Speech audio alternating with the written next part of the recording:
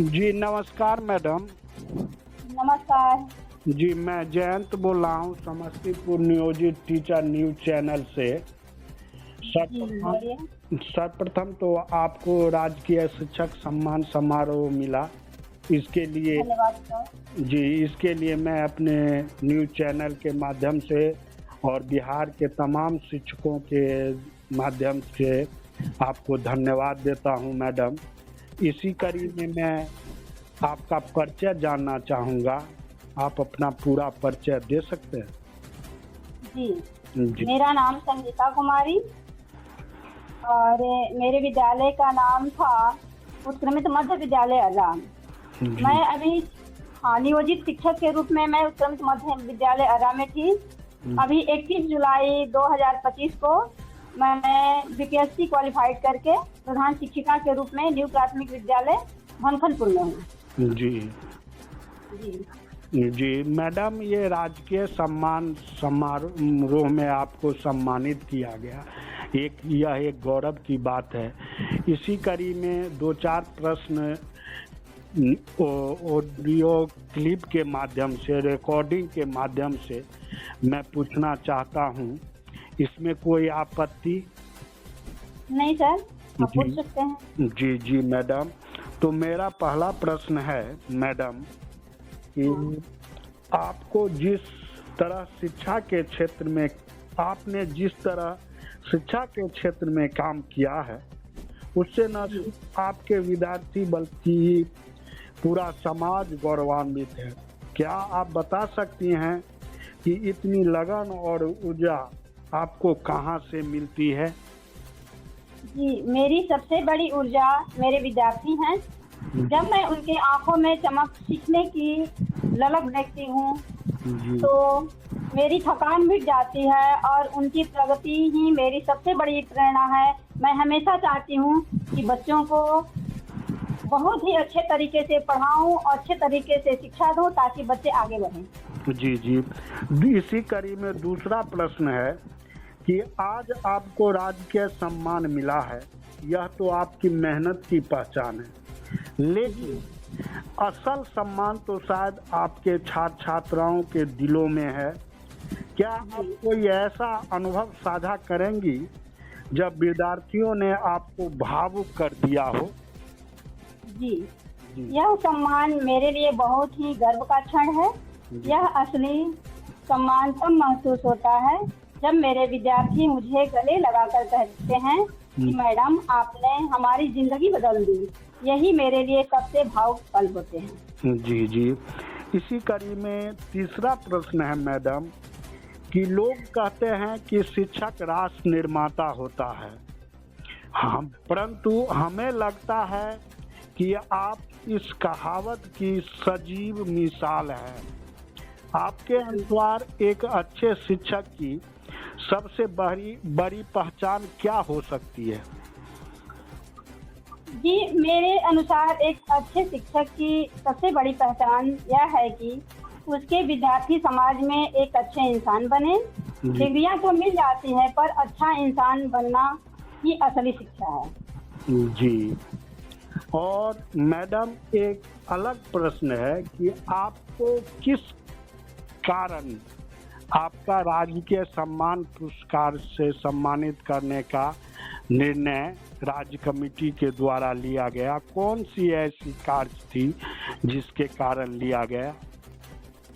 जी, मेरा जो कार्य था वो बच्चों को खेलकूद गतिविधि के माध्यम से, संगीत के माध्यम से बच्चों को शिक्षा के क्षेत्र में आगे ले जाना।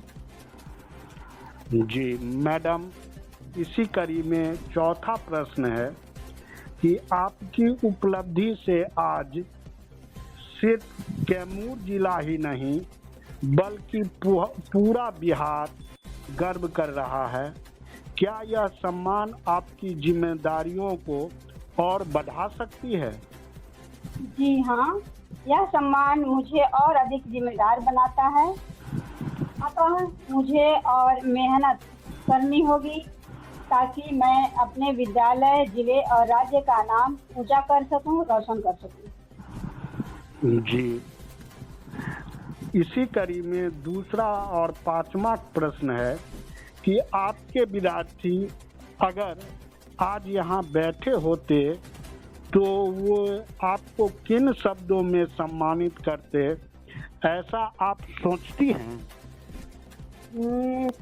सर वो सम्मानित करते कि मेरी जो मैडम है जी। वो है मेरी माँ जैसी हैं और मुझे बहुत ही अच्छे तरीके से सिखाया और आगे बढ़ाया, जिसके कारण इन्हें सम्मानित किया जा रहा है। जी, प्रारंभ में आप शायद नियोजित शिक्षक ही होंगे, परंतु अभी वर्तमान में आप बीपीएससी के द्वारा चयनित एसटी टीचर के रूप में हैं। इसके बावजूद आपने यह मुकाम हासिल किया, यह अपने आप में मिसाल है। क्या आप मानती हैं कि समर्पण और निष्ठा किसी भी व्यवस्था से ऊपर होती है? जी, निश्चित रूप से अगर इंसान में ईमानदारी, लगन और समर्पण हो तो कोई भी व्यवस्था उसकी राह नहीं रोक सकती। यह उपलब्धि उसी विश्वास का प्रभाव है।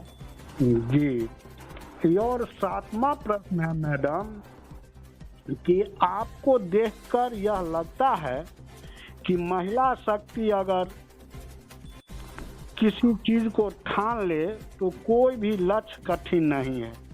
क्या आप मानते हैं कि शिक्षा के क्षेत्र में महिलाएं बदलाव की सबसे बड़ी ताकत है या अन्य क्षेत्र?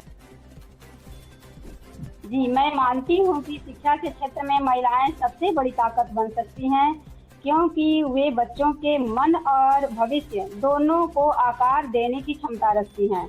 अगर महिलाएं ठान ले तो कोई भी बदलाव असंभव नहीं है। वह हमेशा यही सोचेगी कि हम और हमारे बच्चे आगे जाएं।